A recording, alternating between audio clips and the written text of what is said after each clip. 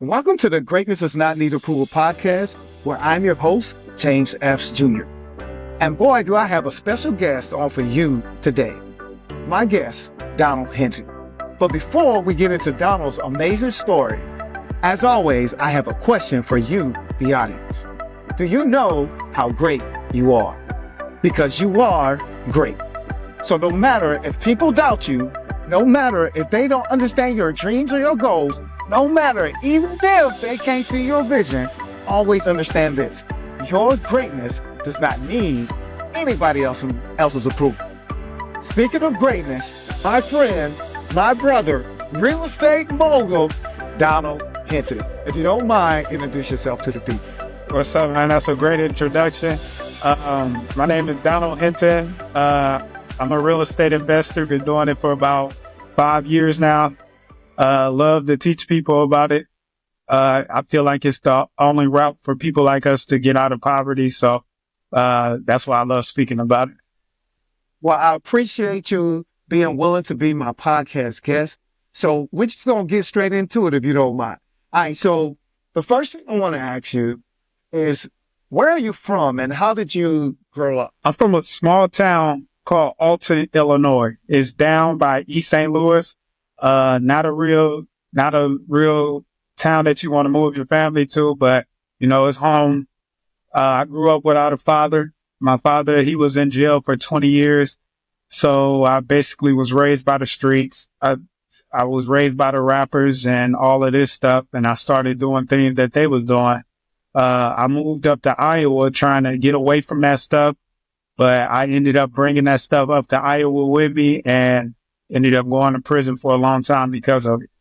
What effect would you say your father being in prison, what would you say would be the biggest effect that it had on you? There's no discipline if you don't have a father around.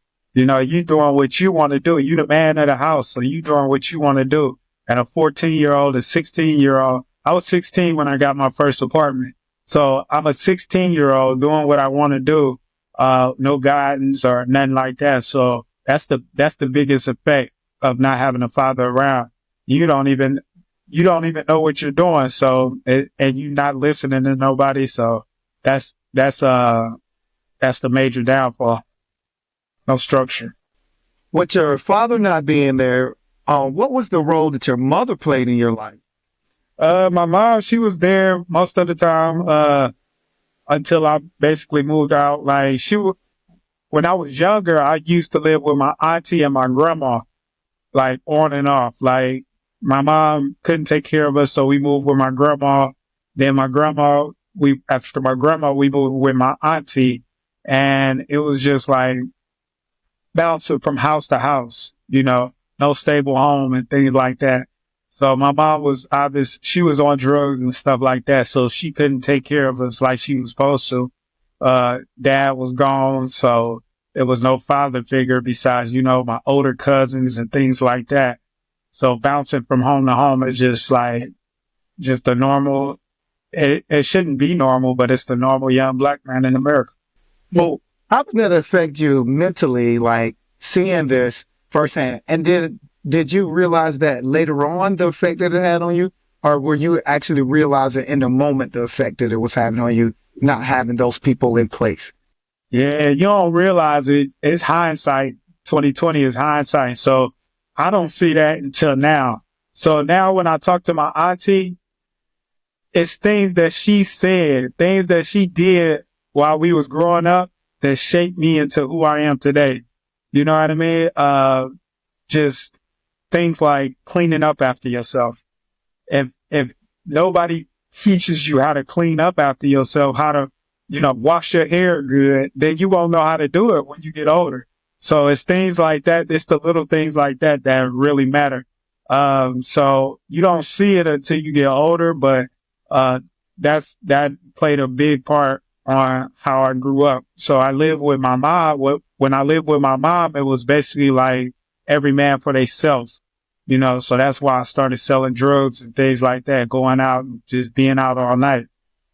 When I lived with my auntie, it was more of a structure. So it wouldn't be no staying up late. You would go to sleep early, go to school, do what you're supposed to do your homework, and then have dinner and then go to, you know what I mean? It was a structure. So seeing that now, as opposed to living through it, it's hindsight is 2020. So What would you say to, let's say, parents or people who are raising kids who have this type of background that you had? How would you tell them it would be best to communicate with that person? Because I'm sure because of that was your experience, maybe you kind of isolated yourself or maybe didn't share your true feelings all the time. How would you say, like, how would you talk to that kid? I would talk to him on his level, you know, like I would put myself in his shoes. I would talk to that 10-year-old like I was 10, like, hey man, I know you don't want to go to school and all, but what do you want to be when you grow up? That's what school is for, to teach you what you want to be. So just put it, he can't fathom, understanding going to work every day, getting a job and taking care of his family is something that don't register with him because he never did it. He never had to do it. So talking to him, you have to talk to him and the things that he did, like going to school every day and things like that. So when you talking to a 21-year-old, yeah, I know it's time to move out of your mom's house and be on your own. So you have to go to work and things like that. So you just meet them where they at. Well, did you ever wish, like during that time, like for those things to be happening for you? Did you ever, because sometimes kids are like kids are really sometimes looking for discipline and looking for that structure. And so did you ever really want that during that time growing up? I can't say I did. I wanted to be by myself. I wanted to be, independent. I think that's why I moved out when I was 16. You know what I mean? Cause that's what I wanted. Like, I don't want no rules. I want to be the boss and things like that. So yeah, I don't think I wanted no structure, and going to prison is what helped me get like real discipline. My auntie showed it to me, but prison instilled it in me, and why it's important to have structure and discipline. Like, so because like you have a lot of kids who like push back, when their parents or whoever their guardian is trying to show them stuff, and you did get to do what you wanted to do, but that road led you to selling drugs. So why did you choose now to sell drugs? Did you know that was the right or wrong thing to do? Or you just was doing what you felt was necessary or what you saw in the neighborhood? Yeah. So when I said my cousins don't raise me, they were 2, 3, 4 years older than me. So they are 15, 16 years old selling drugs. I'm 11-year-old seeing them sell drugs. So those are the things I saw. So I wanted to, be like my big cousin. So I started selling weed and things like that. And then I wanted some money. I don't have money. I can't get a job. So how am I gonna get some money? So that's what led me to selling drugs, and going down that path, just seeing it. Did you feel like that was your only way out, or did you feel like you had other avenues? So the 9 to 5 never really appealed to you at that time? At that time, I was 14 when I started selling drugs. So I couldn't get one if I wanted to. When I turned 16, the day I turned 16, I got my job. So I needed work. But I was still in the streets. I was selling drugs for 2 years already, like getting some traction, working my way up. So when I got a job, now I got $800 checks where I can get a bigger amount, so it just fueled me. Yeah, I worked, but I still was doing the dumb stuff.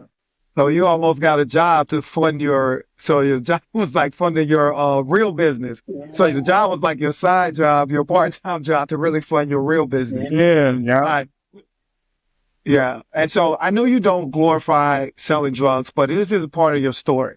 But now, what would you tell somebody that was in your same situation? Would you tell them to go down that road again? And I know you wouldn't. But would you tell them to do something opposite? What would be your advice to somebody in that situation? That's a great question, because I actually do it now. Like, I go into the high schools, I talk to these kids that's in a juvenile center, and I tell them my story. The thing I tell them is, yeah, you want the money now, but it's not worth it, because you can make more money working a 9 to 5, and you don't have the pressure of the police, people trying to steal from you and things like that. So I actually take kids in and show them how to get a credit card or things like that, because that's what you need. That's what I needed. I had a job. Why am I still selling drugs? I know that is wrong. So why am I still doing it? I've never had nobody in my ear just teaching me another way. So, if I had the chance to, I just speak to people like I would want people to speak to me if I was in that situation again. And thank you for everything that you do. So because of the consequences of your actions, it sent you to prison. And so you went to prison for 8 years. All right. What was happening in prison? What is prison like for somebody who had never been to prison? Prison is not what you want, first off, but everything in prison is the things you can get on the street besides a woman. So just put it into perspective. If you are an alcoholic, you can get alcohol. If you're a drug addict, you can get drugs. If you are a straight shooter, you can go to the library every day and learn what you want to learn and work and save your money and things like that. So whatever you want is there, right? Whatever lifestyle you want to live, it's the same lifestyle you can live in prison.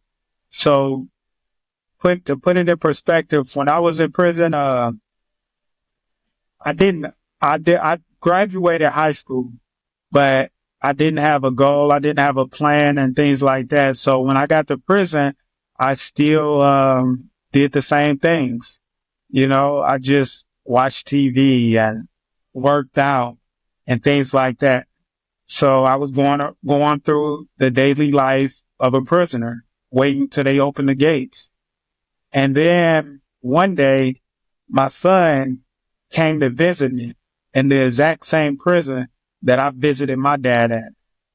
And that was the day that changed my life. After he left, I broke down and I cried. I went to my cell and I cried. But not because I still had all of this time left and all of this stuff. I cried because if I didn't change, he would be in the same exact prison. It was inevitable. My grandpa been in federal prison, my dad been in federal prison, and now here I am sitting in the same one that my dad was in.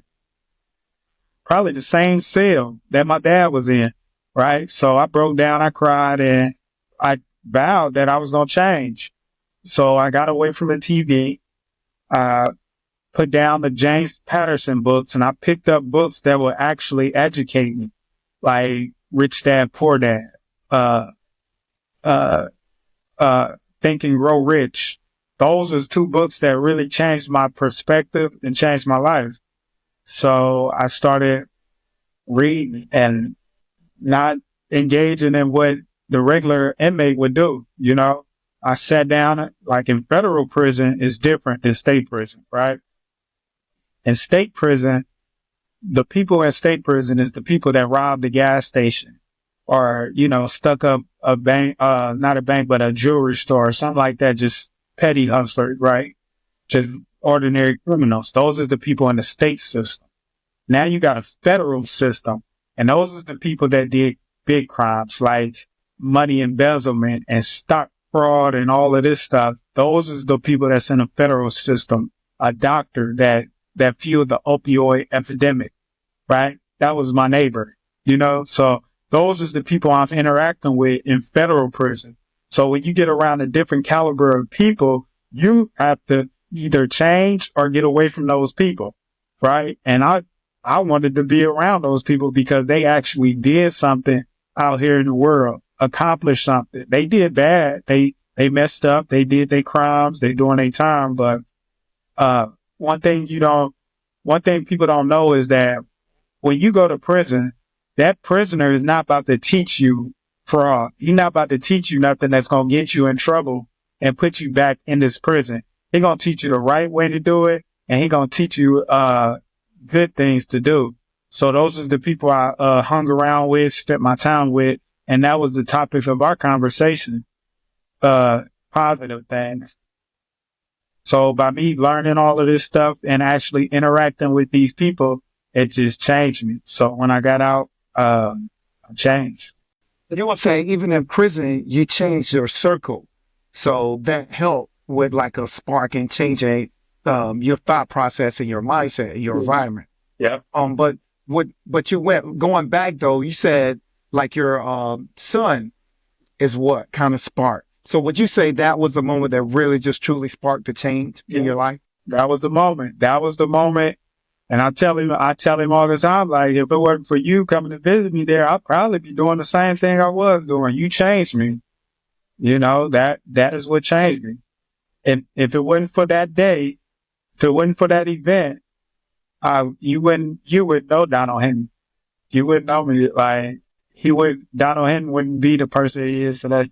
So what would you tell other fathers who have kids before they get themselves in that situation? Because how old was your son before you went to prison? I had 2 kids. One of them was 2. One of them was 3, and one of them was 1. So they was 1 and 2. So they were still pretty young when you went to prison. Yeah. So what would you tell like a father if they're in that situation, like to keep them out of that situation? What would you tell them? It's hard. I know it's hard going to that 9 to 5 every day when you could do something that make you money like this. I know it's hard and I know it's tempting, but you got to think about the future. So you got to think about the future. What if you keep doing what you're doing right now? Where will you be at in 5 years? If you keep doing what you're doing right now, where would you be at in the next 5 years? That's what I would tell somebody that's doing that was in the position that I was. Well, I'll say this. We thank God for your son and your son coming to visit you that day to change your life. Because like I said, when I heard your story, I just thought it was so impactful. And so you change your circle, you change your life, and now you get out of prison. But you get out of prison and they drop you off in the city, in the middle of nowhere, this place that you're not recognizing, you're not familiar with. How was that getting out of prison? Because a lot of prisoners get out of prison and then they have to come back to sometimes a whole new world. You remember like cell phones, all these stuff changed. So all these things could change while you were in prison. So how was that getting out of prison? What was your how were your adjustment, like adjusting to getting out of prison? Okay. So, when you in prison, like when they release you, they got to release you to somewhere, right? I chose to go to a town where I didn't know nobody. I chose to go to a city I'd never been. I didn't know nobody because like I said, if you change your environment, you change yourself, right? So that's why I chose to do that. And I went to Davenport. Rewind a little bit. While I was in prison, when I was studying and all of that stuff, I was actually, still a hustler, right? So I sold honey buns and cakes and sodas, things off commissary to make money, right? And I also worked a job. So I worked the job, called Unicorn. You know how you see those old prison movies where they making license plates and things like that? That stuff still goes on today. It's prison slavery and it's still going on to this day. They're paying you $2 a day to, do whatever. Make cable cords like let's say a tank or a Humvee or something like that the military need cable cords. We make those. If you go to any federal building and they have like lights out in the parking lot, we make those. The inmates is what keep the federal system basically going, as far as labor. They use the prison labor to get the things that they need. So that's something a lot of people don't know. But while I was in there, I was actually an accountant. So I worked in accounts payable and I paid the bills for so if the FBI bought new chairs for this facility, they would send an invoice and we would process those invoices and things like that. So I was an accountant up in prison. So I saved all of my money. And when I got out, I had like $10,000 saved up. So when I got dropped off in this city that I didn't know nobody, I had $10,000 in my pocket and a whole lot of knowledge that I didn't have previously and the determination to sink or swim. So I just started my journey, you know. I didn't know nobody, so the only person I knew was my landlord, right? So I asked him, hey man, you got a property you want to sell? And he sold me a duplex. I lived in one. My tenant lived in the other. My tenant paid most of the mortgage, so it's like I'm living for free. I'm still working a job, saving my money. So I ended up buying another property and another property and another. And now I'm on my 15th one in 5 years. That's where the journey of buying the properties came from. So, so when you were in that city, was there ever any moment where you felt like vulnerable or you felt like, man, like, is this what I'm supposed to be doing? Or did you always know that properties were where you were, what is the avenue or the journey that you were going to travel? Yeah. I knew it. It was like stock market and real estate, stock market and real estate. That was the plan. It wasn't nothing else. Like that was going to work or it was going to work. I was going to get in the stock market or get into real estate. So when I was in a halfway house, I was actually in a halfway house and I started my stock market account trading. I was trading options while Trump was in there making the stock market go up and down and up and down. I was actually trading options then and I was making a little bit of money, but when I met my landlord, I asked him if he wanted to sell that building and I threw everything I had into that because I knew if I didn't have a rent payment, then, your living expenses is the biggest expense that you got most of the time. Your rent, your mortgage and things like that. That's the biggest expense you got. So if you can eliminate that, then your income will skyrocket so much, so that's the foundation of what I teach. Getting your getting your living expense to zero, man. That's the biggest thing. Oh, you just learned, so you went from hustling on the streets to now you're hustling in real estate and the stock market. So you just learned a different hustle. So that's a big shift from the streets. How did you feel like that transition went? And did you feel like people really accepted you for what you were trying to do? Yeah. Okay. So the transition went great because I was sold drugs my whole life. So I'm understanding money. I understand the concept of it. Right. The thing is I don't hide my story. I lead with that. I was in prison and that's how I lead. So if a person look at me, they look at her like, I don't really know about this dude right here, but I got to be honest, I don't want you digging up some dirt on me and be like, oh, he in a prison. You know how they try to, blackmail you. So I just lead with the negative and let you go which way you want to go. So, I don't think it really cost me a lot of, business and friends and things like that.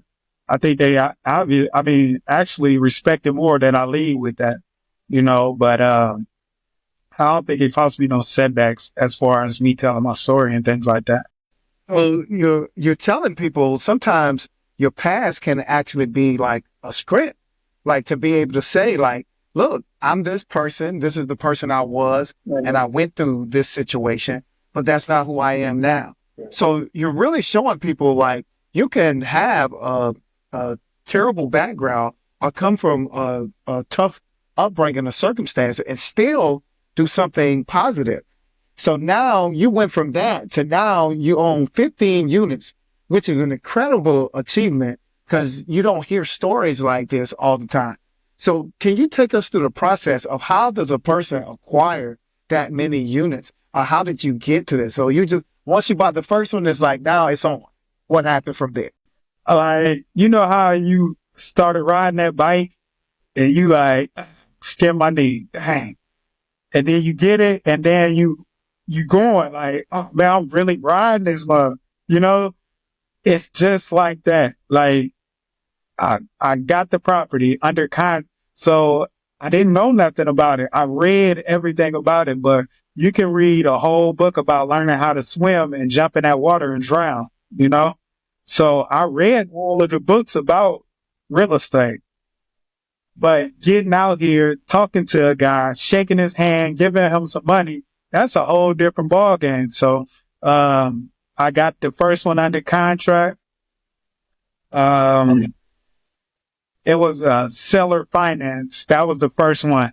It's basically like I couldn't go into a bank. So the first one I got when I was 5 months out of prison. So I couldn't walk into a bank and they'll give me $100,000. I didn't have job history. I didn't have real good credit and things like that. Those are the things you need for a bank. So, I got it on seller financing, and that was how I learned the game. So then a lady at work, she was like, "Hey, I want to sell my house." And I got it under contract, gave her some money, and then I still wasn't able to go into a bank. So I had somebody co-sign, you know, she's the co-signer. And now that I do have decent credit, I just don't have the time on my job. So she co-signed because she had the time on her job, you know. I had the money and the credit, but I just didn't have the time on the job. She co-signed. Now I got another one. So I'm learning this process. So then I go in and pull the equity out of that one, and I go and buy another one. Just a random house. It was all beat up and raggedy. And I thought I was gonna do the same thing, like, buy it and then get the cash out refinance. And that didn't happen. And I ended up losing on that one. So it was like a learning experience. That was whenever I was pedaling and fell off and skinned my knee, you know. So I bought this house. I wasn't able to do what I wanted to do with it. I had good credit, but I didn't know how to utilize credit, like credit cards and things like that. Get a $50,000 line of credit, fix this house up and things like that. I wasn't that far into the game, so I didn't know it. You know, it's just something you don't know until it's too late. And then hindsight is 2020. So I got that one. And then when it was time to refinance out of that first loan that my landlord gave me, the lady that refinanced was like, "Hey, I know where it's a deal at. It's a whole portfolio." So I'm like, "What?" So it was 11 houses. I bought 11 houses at one time. So that's how I really jumped ahead like that. I didn't individually buy them. So I jumped ahead 11 more houses. Now I'm at like 13 houses, 14. I have 14. And that was a whole different process. And it was just like, just going, just learning the game and just keep on going. Oh, what is it in you do you feel that made you keep getting up?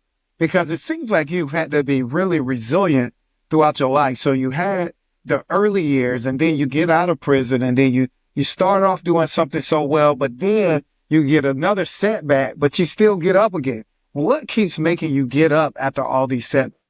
Because failure is not an option. That's not part of the plan. So we're going to scratch that off. Failure is not what we're going to do. You know, we're going to risk it all. We're going to go for it. We ain't going to cry about nothing. If we lose, we lose. If we win, we win. We celebrate the wins. We mourn the losses and just keep on going. It's just life, you know. We constantly learning something new. That's what makes you resilient whenever you like, okay, I did this. Now what's next? Okay, I did this. Now what's next? When you got that type of mindset, like, it's really nothing can hold you back. Because like in life, we're going to lose. We're going to lose a lot, you know? And those people that stay down after that loss, those are the people you see under the bridge, the hobos and things like that, because they stayed down. You know, they didn't pivot. They didn't learn nothing new. They just gave up. So if I give up, I'm going to be down there with them. So I can't give up, you know? And I'm a risk taker. I risk my life selling drugs. So I can risk $10,000 on a property that's going to make me money for the rest of my life. I could risk that. It's not my life. It's $10,000. I might have to go to work for a whole year to get this back, but hey, that's the cost of doing business. So You're basically one of those people. You feel like if you're afraid to lose, you're kind of afraid to win, huh? Yeah, that's a good analogy. Yep. Yeah. So you're not afraid to take that shot. And so looking back on your journey, can you believe that you are where you are now when you look back over this time? Because you said you went to prison when you were 21, right? Yeah. And now you're 23. 36. Yeah. Uh, I was 23. you were 23? Mhm. Okay, 23. So now we're looking back 13 years ago. Can you believe that you are where you are now 13 years ago? Can you believe that that guy is this is the same young man? Can you believe that? I believe it.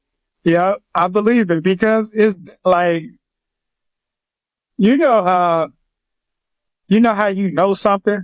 Like, oh, I know it. Like, I just feel that way. Like, I know it's like not being cocky, not being arrogant. It's like, I know that I knew that I was going to be successful. I knew that I was going to take losses too. Like right now I could lose it all, but I know how to get it back. Like that, I think that's what it is. Like I know because I done lost everything before. Like even back when I was doing dumb stuff, I lost everything, but I knew how to get it back. So now I'm on a legal path. So if I lose everything today, I know how to get it back legally, you know? So yeah, like I knew I would be like this because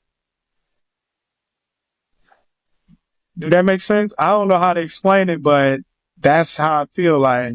So what would you tell a kid who is like you? Like, so a kid that is really going through, because your story, unfortunately, is familiar to a lot of people. So what would you tell somebody who was like living your actual story, especially at the beginning of your story? What would you tell them now? Don't stop. Don't give up, man. Like if you give up, you're just gonna drown, you know? So don't give up. Don't crash out. Don't just stay focused. Just focus on what you want and go towards that. You know, you want to get into real estate, focus on houses. Everything you learn need to be about houses. Don't worry about no crypto, what the crypto doing. Don't worry about nothing else. Just focus, you know?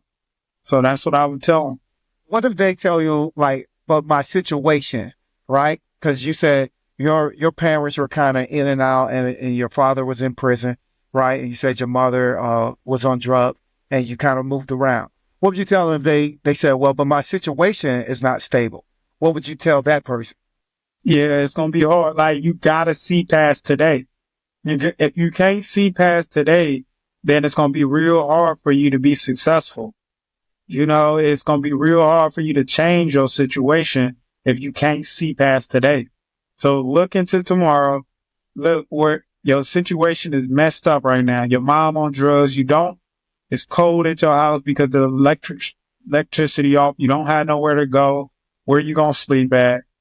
Like you living in the right now, but something is going to change. It's going to change for the better or the worse, you know? So focus on the good and go towards that. Don't go towards the worst because if you keep on doing drugs, it's going to get worse and you already in a worse position. If you keep on, doing what you're doing that's not working, it's only going to get worse. So look for tomorrow and the positive. Look for the good stuff. What can you do? Who can you get around? Your aunties, your uncles that can help you pivot, you know? So you gotta think for tomorrow and the next day and the next day. You can't think about the here and the now because this is not the end.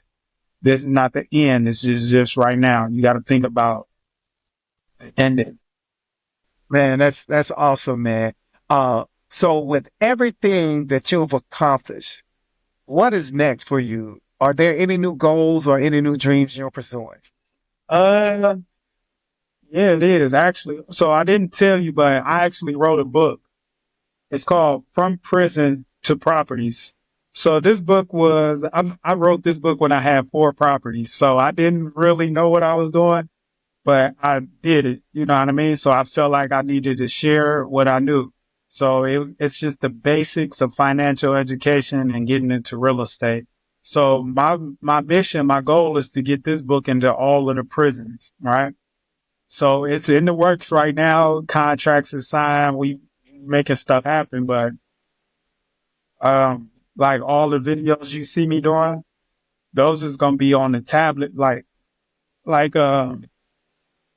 in prison, they got little tablets that they watch, you know what I mean? When they, in good behavior and stuff like that. So they can watch like some YouTube channels, like you can get your podcast in the prison, right? So all of those videos you see me doing is part of a video course that I put together, and it's going into the prison. So those prisoners can see somebody that look like them that's actually doing this stuff, and learn, so that's what's next for me. I'm real excited about that. And,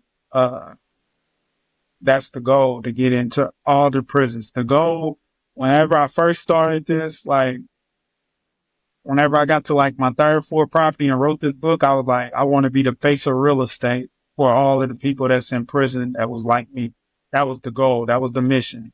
So by them actually reaching out to random people, like, that's why you should post every day on every platform, because you never know who's watching. It was just some random people ran across my story, heard it, and now I'm on my way to getting in 30 prisons right now. Man, that is so awesome, man. So I appreciate you sharing your journey. And so my final question to you would be, 100 years from now, because I don't want to kill you off too soon, right? But 100 years from now, when you're gone from this earth, what is the legacy and the impact do you want people to feel that you left on this earth? Hey, first off, I want them to be like, when they think of me, a positive attitude, right? Even though it's a lot of negative in the world, they thinking of a positive attitude. This dude was positive about everything. Like, he wasn't even messed up about going to prison and all that. Like, a positive attitude is how they see me. And then the next thing I want them to think about was real estate. Like, it's very important that we get into real estate. Politically, like, I don't know if you want to get into it, but it's like, communism is whenever nobody owns nothing. Everybody just shares everything and the government runs everything. And we are headed down that road where the government is running everything for us, right? So we don't own houses. We live in apartments. We don't own our cars. We taking Ubers and things like that. So we don't even own anything. Like, just think about it. Like, you can't get information if you don't have Wi-Fi. We don't own books. We don't own, like, I was just thinking about, like, I was sitting back thinking, like, remember back in the day when we used to have VCRs and DVDs and stuff like that? We owned that video, but we don't own nothing no more, right? So that's the route. That's where we headed to right now. So at least we can build our house where we can plant our own food and things like that, because if stuff hit the fan, like, we're going to be messed up. So I want people to think of me and be like, man, I need to get into this. I need to understand this stuff. Get into not even real estate, but just investing in general. Understanding, like, we don't want to go to work for the rest of our life, die. Like, I don't want to be a Walmart greeter when I'm 80, because I got to pay my light bill, things like that. So if we don't go down that route, then that's where we'll be at. We'll be at Walmart whenever we get 80 if we don't own investment, something that's pay you while you sleep. So, when people think about me, I want them to think about investing, mostly real estate. That's the foundation, and understanding that we need to own something. So, hey, man, thank you for sharing your amazing and awesome story. So can you tell people where they can find you? Can you tell people where they can find you if they want to look for you on Facebook? Or I know you're on Facebook, big, but are there any other platforms they can find you? Well, you can find me on all platforms. My name is Donald Hinton on all platforms. And My book is on Amazon, From Prison to Properties. It's just the basics. If you want to get into real estate, I'm up to talk to anybody. So you could just inbox me with your questions. I answer them because that's what I'm here for. Right. So are there any final words that you want to leave with the audience? Any final, like, hey, get them motivated to, hey, let's go start buying these properties 11 at a time. Yeah. The thing I want to say is you great, and just be greater tomorrow than you were today. Man, I appreciate that, man. Thank you for coming on. All right. So as always, like I tell people, you are whatever you say you are. If you believe, therefore you are. And at the end of the day, remember this, you are great. And your greatness doesn't need anybody else's approval. So thank you for joining us. Thank you, Donald, for coming on. And as always,